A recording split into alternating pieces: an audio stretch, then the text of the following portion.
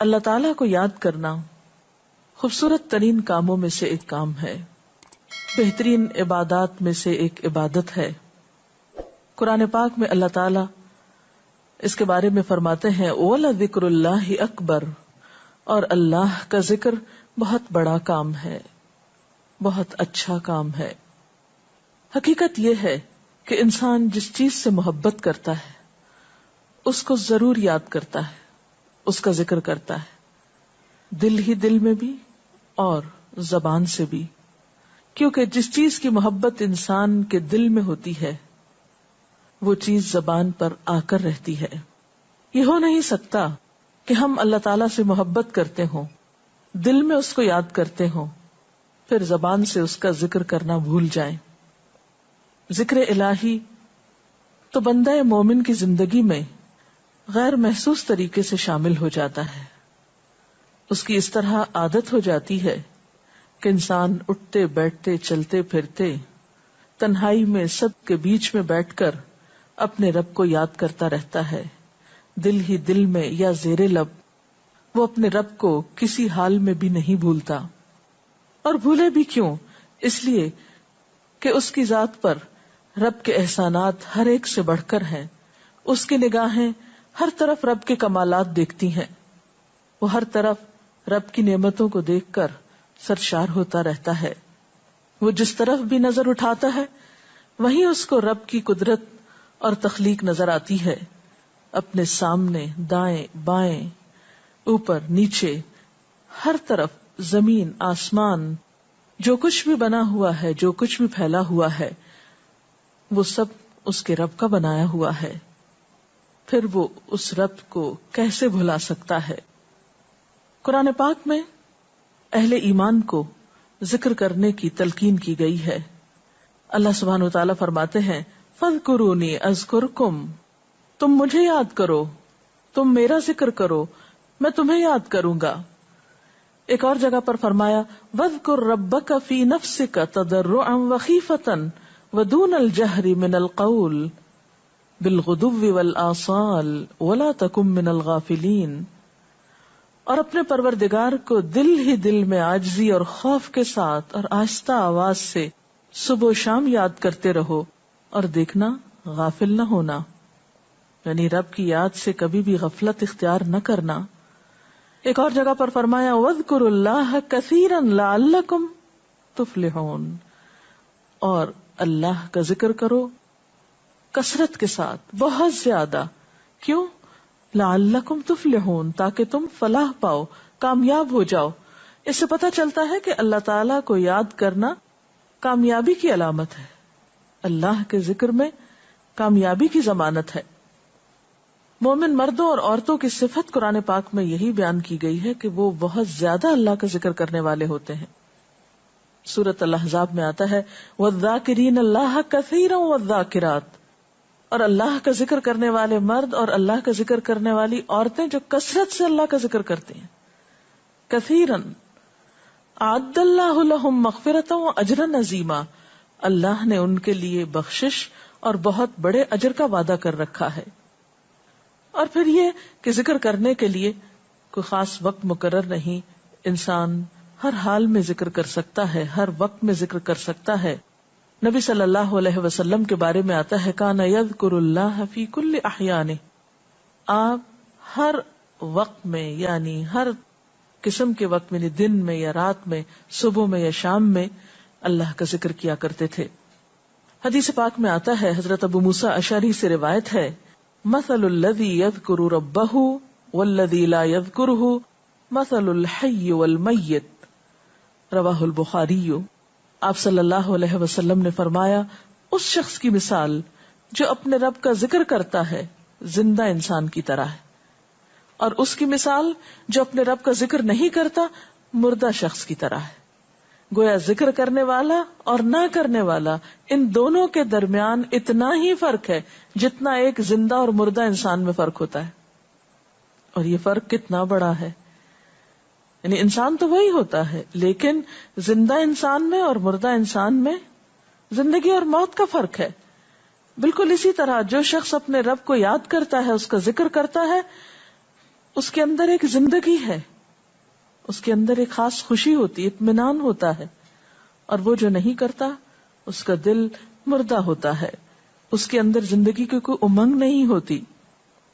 ایک اور حدیث میں آتا ہے، نبی صلی اللہ علیہ وسلم نے فرمایا، اللہ تعالیٰ فرماتا ہے میں اپنے بندے کے خیال کے مطابق ہوتا ہوں یا خیال کے ساتھ ہوتا ہوں. جو خیال وہ میرے بارے میں رکھتا ہے میں اسی کے مطابق اس کے ساتھ معاملہ کرتا ہوں، اور میں اس کے ساتھ ہوتا ہوں جب وہ مجھے یاد کرتا ہے. گویا ذکر کرنے والے اللہ کی مدد کے مستحق ہوتے ہیں، یعنی اللہ ایسے بندوں کے ساتھ ہوتا ہے جو ذکر کرتے رہتے ہیں. اگر وہ مجھ کو اپنے دل میں یاد کرتا ہے تو میں بھی اس کو اپنے دل میں یاد کرتا ہوں، اور اگر وہ مجھے کسی جماعت میں بیٹھ کے یعنی کسی گروپ میں یعنی پبلک میں بیٹھ کے یاد کرتا ہے تو میں اس کو اس سے بہتر جماعت میں یاد کرتا ہوں، یعنی فرشتوں کی جماعت میں یاد کرتا ہوں. تو گویا فاذکرونی اذکرکم، تم مجھے یاد رکھو میں تمہیں یاد رکھوں گا. تو جو شخص بھی یہ چاہتا ہو کہ اللہ تعالیٰ اس کو یاد رکھے، اس کی مشکل میں اس کی مدد کرے، تو اس کے لیے کیا ضروری ہے کہ پھر وہ ذکر کرتا رہے. اور ذکر تمام عبادات کو خوبصورت بناتا ہے. مثلا روزہ رکھنا ایک عبادت ہے، لیکن جس روزے میں ذکر الہی ہو اس کا اجر و ثواب کئی گنا بڑھ جائے گا.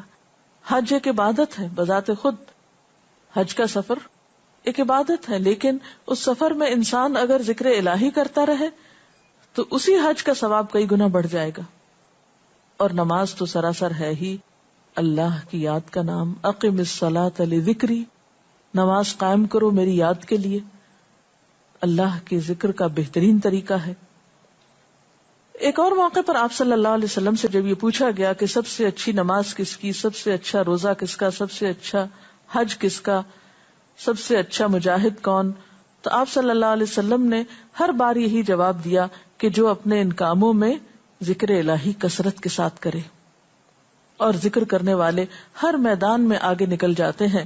حدیث پاک میں آتا ہے نبی صلی اللہ علیہ وسلم نے فرمایا مفردون سبقت لے گئے. لوگوں نے پوچھا کہ یہ مفردون کون ہے؟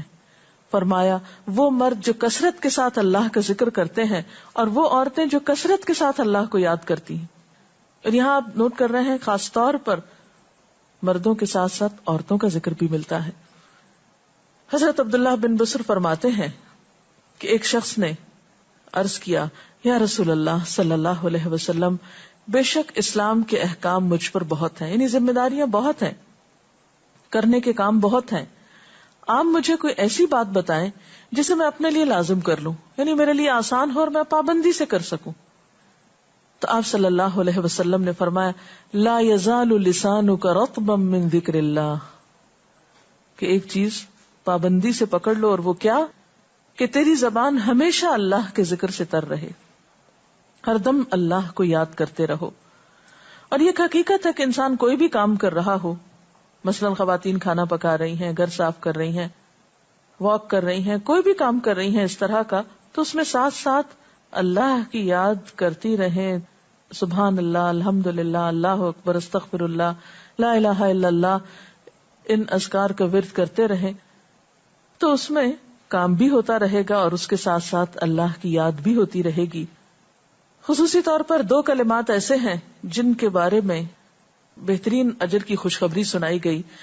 آپ صلی اللہ علیہ وسلم نے فرمایا کلمتان، 2 کلمات ایسے ہیں خفیفتان علی اللسان، جو زبان پہ بہت ہلکے ہیں، یعنی پڑھنے میں کچھ مشکل نہیں. ثقیلتان فی المیزان، میزان میں بہت بھاری ہیں. حبیبتان الی الرحمن، رحمان کو بہت محبوب ہیں، اور وہ کیا ہیں؟ سبحان اللہ و بحمدہ، سبحان اللہ العظیم. چلتے پھرتے، اٹھتے بیٹھتے، کام کاج کرتے، تسبیح پڑھتے رہنا، ذکر کرتے رہنا انسان کے دل کو جہاں اطمینان بخشتا ہے وہاں اس کے کام کو آسان بھی کر دیتا ہے، اور اللہ کی مدد بھی ساتھ ہوتی ہے. اور قرآن پاک میں ایسے لوگوں کے لیے خوشخبری ہے، الا بذکر اللہ تطمئن القلوب، سنو اللہ کے ذکر سے دلوں کو اطمینان ہوتا ہے. اور ویسے بھی میزان میں بہت بھاری نیکی ہے. ایک حدیث میں آتا ہے کہ رسول اللہ صلی اللہ علیہ وسلم نے لوگوں سے پوچھا کیا میں تمہیں نہ بتاؤں کہ تمہارے اعمال میں سب سے اچھا عمل، سب سے پاکیزہ، اور تمہارے درجات کو سب سے زیادہ بڑھانے والا، اور جو تمہارے لیے سونے چاندی کے خرچ کرنے سے زیادہ بہتر ہو، اور اس سے بھی بہتر ہو کہ تم اپنے دشمنوں سے ملو، ان کی گردنیں تم مارو اور وہ تمہاری گردنیں مارے، تو کیا ایسا عمل نہ تمہیں بتاؤں؟ صحابہ نے عرض کیا، ضرور یا رسول اللہ صلی اللہ علیہ وسلم، ہمیں ایسا عمل بتائیے. تو آپ نے فرمایا وہ اللہ کا ذکر ہے، یعنی تمام اعمال میں وہ سبقت لے جاتا ہے. اسی طرح ایک اور حدیث میں ہے، رسول اللہ صلی اللہ علیہ وسلم نے فرمایا کہ جب بھی کچھ لوگ بیٹھتے ہیں اور وہ اللہ کا ذکر کرتے ہیں، کسی مجلس میں اکٹھے ہو کر بیٹھتے ہیں، تو اللہ کی رحمت ان کو ڈھانپ لیتی ہے، ان پر سکینت نازل ہوتی ہے. اللہ تعالیٰ ان کا اپنے ہاں ذکر کرتے ہیں. گویا اکیلے بھی ذکر کیا جا سکتا ہے اور کسی مجلس میں اکٹھے بیٹھ کر بھی. پھر اسی طرح صبح و شام بھی، جیسا کہ قرآن پاک میں آتا ہے، وَسَبِّحْ بِحَمْدِ رَبِّكَ قَبْلَ طُلُوعِ الشَّمْسِ وَقَبْلَ غُرُوبِهَا، اپنے رب کی تسبیح بیان کرو سورج نکلنے سے پہلے اور اس کے غروب ہونے سے پہلے. ایک اور جگہ پر آتا ہے وَسَبِّحْ بِحَمْدِ رَبِّكَ بِالْعَشِيِّ وَالْإِبْكَارِ، اپنے رب کی حمد و ثنا بیان کرو عشی کے وقت یعنی عصر کے وقت، والابکار اور صبح کے وقت. عشی کا لفظ جو ہے یہ زوال شمس سے غروب شمس کے درمیانی وقت کو کہتے ہیں. پھر اسی طرح انبیاء علیہ السلام کے بارے میں ہم دیکھتے ہیں، حضرت داؤد علیہ السلام بہت خوبصورت آواز سے، بہت خوبصورت انداز میں اللہ تعالیٰ کا